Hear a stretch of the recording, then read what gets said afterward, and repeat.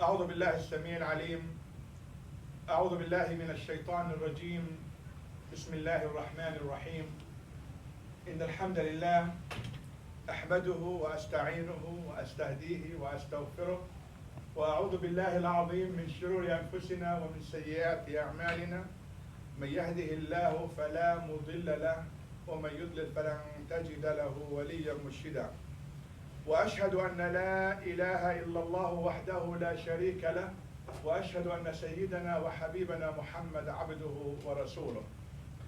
In the name of the Almighty One, the merciful, the compassionate. In the name of God, the greatest, in the name of God, the most perfect. In the name of God, the all-kind, the all-forgiving. In the name of Al-Awwal, the pre-eternal. In the name of Al-Akhir, the post-eternal. In the name of Al-Alim, who knows all things. God who knows that which was. God who knows that which will. God who knows that which was not, if it were to be, how it would be. And therefore, God's knowledge comprehends everything. And that's why we bear witness that there is no deity worthy of worship, devotion, service, and love like God. And I hereby testify that Muhammad, upon him be peace, is Allah's final messenger and the seal of all the prophets who were sent to bring about mercy and compassion unto the world. My honored sisters and dear brothers, I hope that we have, at least for Friday khutbahs and sermons, stopped talking about the Trump and Islamophobia and moved beyond that painful experience, however painful it is, to focus on the message of Islam, to focus on how we Muslims can live this message of Islam. Yesterday I came across, without any doubt, one of the most beautiful hadiths in which the Prophet, peace be with him, had an encounter with one of his Sahabas, one of his disciples, one of his companions, Mu'adh. You know, the Prophet, peace be with him, was so much inclusive in his dealings, so much accommodating, so much loving, so much caring. In his presence, no one felt stranger. In his presence, no one felt an outsider. Everyone felt included, everyone felt a part of the community. The Jews, when they came to live with the Prophet, to talk to the Prophet, to encounter the Prophet, they felt as if they were in their own community. When the Christians came to have dealings, business dealings with him, they also felt as if they were at home in their own Christian community. Even the mushrikeen, even the atheists of Arabia, and those who were not engaged in war with the Prophet and his community, when they came to Medina, they felt accommodated. They felt at home. As described by the historians of Islam, by the writers of Sirah, of the biography of the Prophet, peace be with him, no one felt not included, at least through body language. The young, the old, the man, the woman. Those whom he knew felt at home, and those whom he did not know felt at home. One of the most amazing stories that one could mention is when the Prophet once was walking in the market of Medina. A stranger, a woman whom he did not know, grabs him by his sleeve and pulls him like she pulls, God knows, maybe a horse or camel, from his sleeve.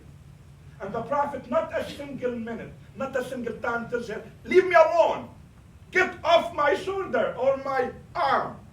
He goes with her, pulled by her, to a direction he did not know anything about, till she gets into the outskirts of the city of Medina and requests some help from him.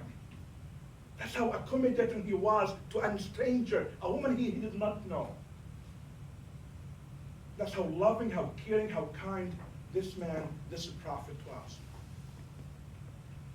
In this story, I'm about to narrate Mu'adh, the story of Mu'adh, the Sahabi, Mu'adh, the companion Mu'adh. The Prophet looked him in the eye and said, "Oh, Mu'adh."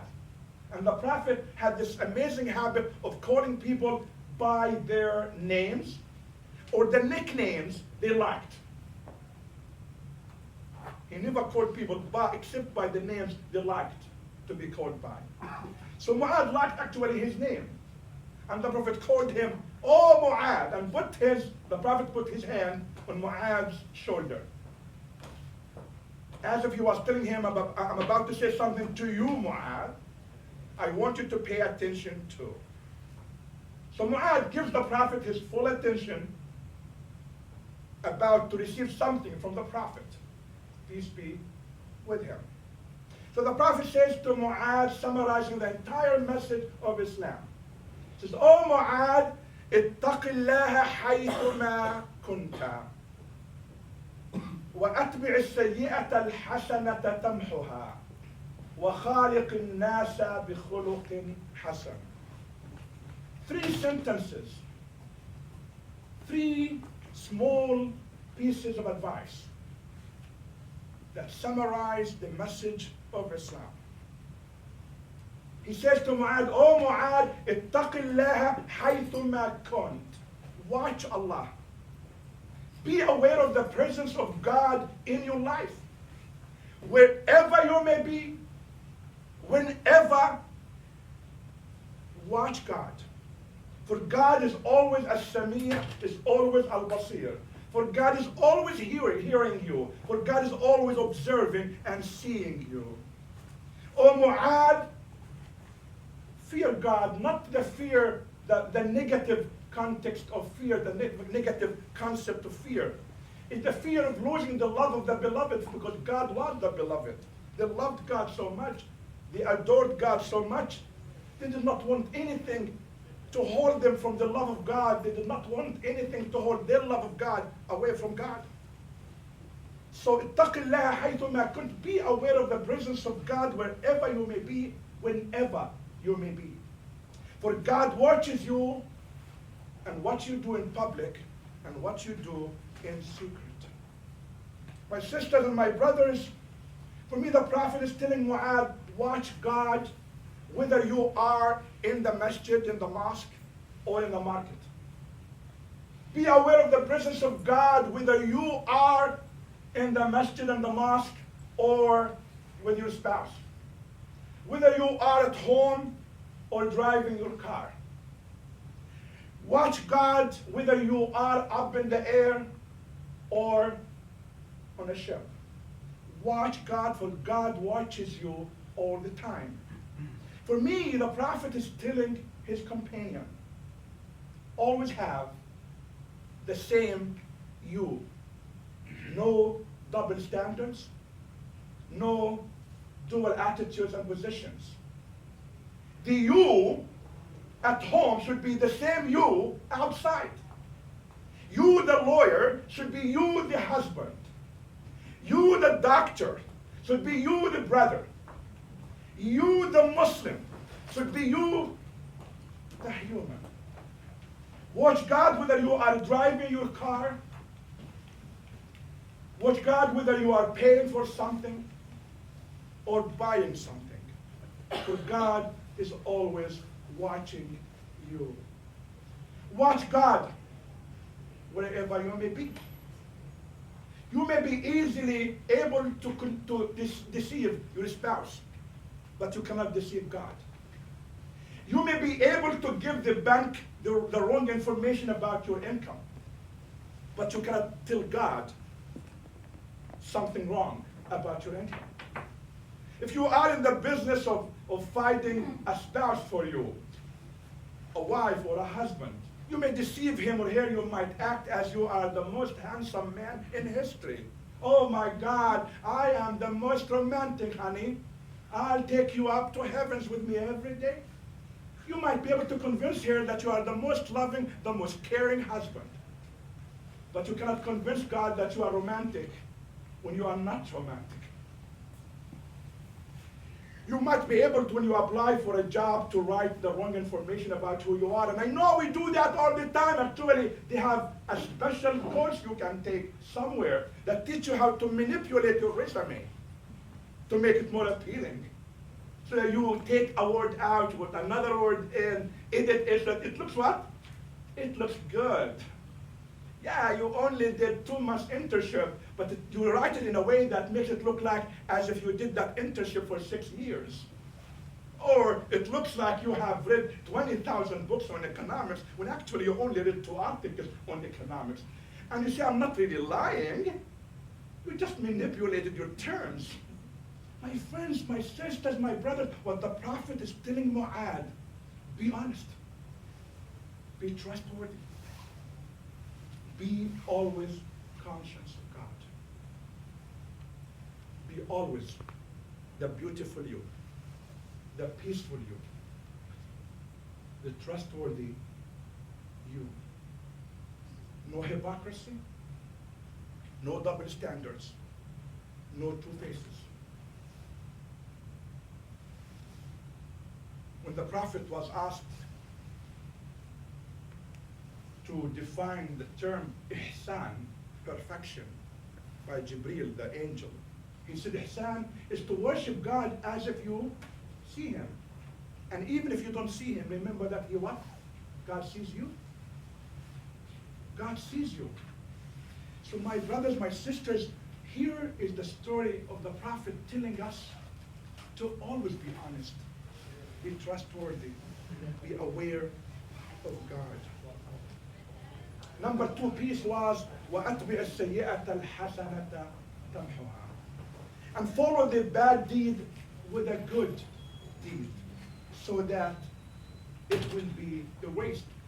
If you do a bad deed, but you acknowledge your mistake and change your positions, repent, acknowledge your mistake, that bad deed you did will be replaced with a good deed. My sisters and my brothers, I find this hadith very, very important. Who amongst us does not make mistakes? Everyone makes mistakes. Sometimes too small, sometimes too big. Sometimes too much to even talk about to anyone. Sometimes little ones that you talk about with people you know. Never give up hope in the mercy and in the compassion and in the love and in the kindness of your Lord. It's okay to make mistakes. It is not okay to insist and keep doing the mistakes. But this hadith is saying when you do wrong, acknowledge your wrongdoing and immediately change. If you have realized that you have sent the wrong message on Facebook to one of your friends on Facebook, a message that may have undermined him or her, a message that may have hurt him or her in terms of his identity or her identity, his or her race or ethnicity or religion or language, say, I'm sorry. It is sinful to continue to do wrong, knowing that it is wrong. What is noble for you to do is to actually change. So what the Prophet is telling Mu'adh, every time you acknowledge your mistake, change your behavior. Follow the bad deed with a good deed. We are told to do this in so many ways, my sisters and my brothers. According to the ulama and the scholars of hadith, they said, if you have not been praying on time, you have to start the praying. Don't worry, God knows that you have failed in your prayers. But the fact that you have acknowledged you have failed and willing to start a new chapter is enough for God. But you have to have that will, that determination to say, I know I have been messing up. I know I have been combining my 5 daily prayers in one. And I know I have only prayed once or twice a week. And I know when I only pray when I'm really in trouble or when I'm not doing well for school. The fact that here is to acknowledge that you have not been regular in your salah. You change that behavior, you change that chapter in your life, and start a new beginning. The ayah says, إِنَّ الْحَسَنَاتِ يُذْهِبْنَ السَّيِّئَاتِ. For good deeds erase bad deeds. If you have lied about something, I'm not saying it's okay, it's already done. You already lied in your application, you already lied to your friend, you already backbited him or her, you already spoke ill of him or her, you already undermined him or her, you already alienated them. We know that God knows that. But remember this, never give up hope in God. Change. Change is always a room to change. The Prophet tells us, الصدقة تطفئ غضب الرب كما يطفئ الماء النار. If you have not been giving charity to the poor, start giving charity to the poor. For nothing puts off sin more than charity. Very much like water puts off fire. So if you have yet to get to the habit of giving to the poor, to the needy, in charity, start doing it. Never say, well, I have not been doing it. What difference does it make now? There is always a road to change the chapter of your life. If you have been doing wrong, whatever that wrong is, remember that التائب من الذنب كمن لا ذنب له. He who repents from his shortcoming, it be as if he has never made a shortcoming in his life. As long as you acknowledge that you have made a shortcoming. My sister and my brothers, we all make mistakes. What the Prophet is telling Mu'adh is, acknowledge your mistakes, say I'm sorry, and start new. The third thing the Prophet told Mu'adh, peace be with him, وَخَالِقِ النَّاسَ بِخُلُقٍ حَسَنٍ. And treat people with the best of all morals. My sisters and my brothers, the Prophet told us, أكثر ما يدخل الناس الجنة حسن الخلق. Nothing enters people into paradise more than a good behavior, more than being of good conduct, a good character. My sisters and my brothers, one of the stories that I remember in this regard of the importance of having good morals and ethics is the story of a woman in the city of Mecca when the Prophet was still living in Mecca. In the very first few years of Dawah. Well, this woman, an old senior citizen of the city of Mecca, who was in the market of Mecca, carrying a big bag of stuff with her. She was too old to carry the bag on her shoulder and keep walking. So every few steps, she would put the bag down, rest, then put it back on her shoulder and moves on. She walks for a few steps, put the bag down, rests, put it back on, and keep going. A man approached her and said, "Oh, mother, can I help you take this to where you want to take it?" And the woman said, "Of course." So this man, whom she did not know, carried her bag on his shoulder from the market to the outskirts of the city of Mecca. And the woman now wanted to reward the man for what he has done. He helped her. She said, "I have no money to give you to reward you for carrying this on my behalf or for me. But I want to help you with one thing. There's this evil man in the city of Mecca. His name is Muhammad. He claimed to be a prophet, but he's a musician. He's a liar. Never ever listen to him. That's my reward to you." Then the man looked at her with a smile in his face. And he said, "I am Muhammad. I am Muhammad." The man you just accused of being lying, the man you just defamed, the man you just undermined, is the man who helped you in the last few hours. The woman could not but take back what she said, apologize for her behavior, and say, "I guess you are the prophet of God. أشهد أن لا إله إلا الله وأن محمدا رسول الله." She changed her entire way of living. She changed her ideology, herself, her identity, because the prophet's behaviors were what? were good. Because the Prophet's character was that of love, was that of justice, was that of kindness, was that of mercy, and was that of compassion. I know Fox News will never tell you this story. I know CNN will never tell you that story.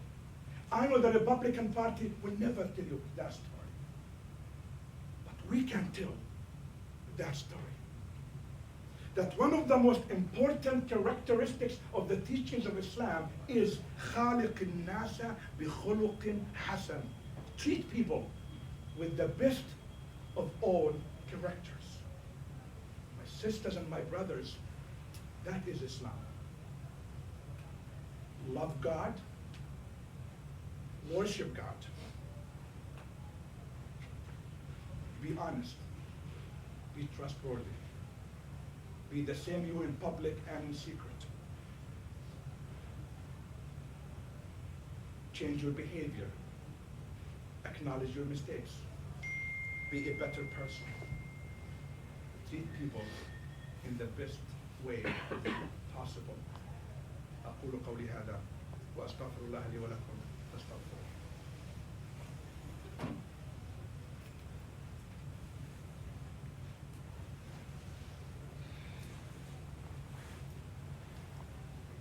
الحمد لله الكريم المنان، الحمد لله ذي الطول والفضل والإحسان، وأشهد أن لا إله إلا الله، وأشهد أن محمدا عبده ورسوله، شهادة مليئة بالعرفان، مخرجة صاحبها من النيران، مدخلة إياه إلى الجنان. My sisters and my brothers, again we summarize the hadith in which the Prophet told Mu'adh, fear God wherever you may be. Fear God in public and in secret. Follow the bad deed with good deed, for the good deed will erase the bad deed. And treat people in the best of all characters. Once Umar, the commander-in-chief, the Khalifa, if you will, was walking in the streets of Medina. He overheard a conversation between a woman and her daughter. A woman who used to sell milk. And the conversation was in this way. Obviously, the mother asked the daughter to bring water to mix it with milk, so that they will sell more milk and make more money. The daughter tells her mother, "Mother, we cannot do that. This is deception." And the mother says, "Well, do not worry. Umar is not here to see us." Her daughter told her, "Umar may not be present, but Rabb Umar, the Lord of Umar, is present. Umar may not be present. The government may not be present. Your father may not be present. Your daughter may not be present. Your friends may not be present. Your boss may not be present. The police officer may not be present. The officers that are expected to inspect the goods you sell, the fruits you sell, the vegetables you sell, the officers are expected to inspect your services may not be present every day, but God is present every minute and every second of your life. Imagine if you and I live in the Spirit.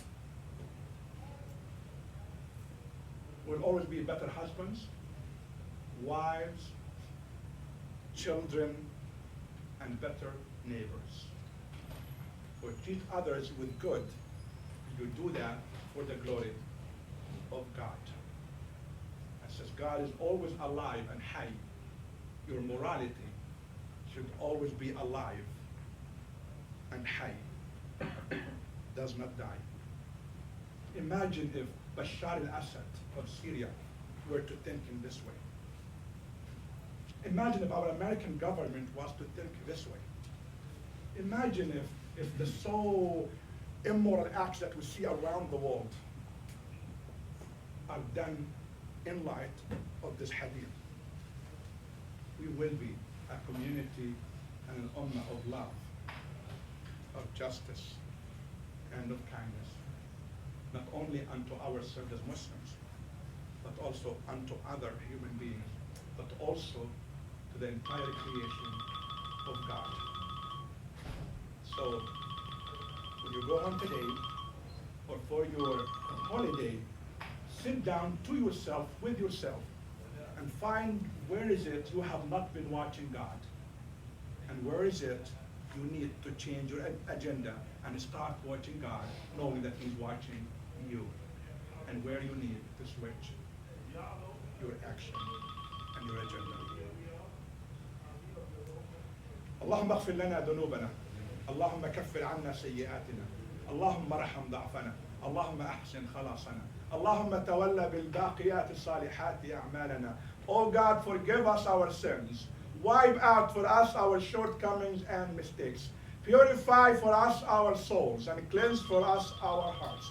Make us, O God, agents of peace, of justice, of kindness, and of love, so that we may always do that which is pleasing to you and for your glory. Allahumma ameen wa aqim as-salat. إن الصلاة تنهى عن الفحشاء والمنكر ولذكر الله أكبر والله يعلم ما أنتم تصنعون وأقم الصلاة.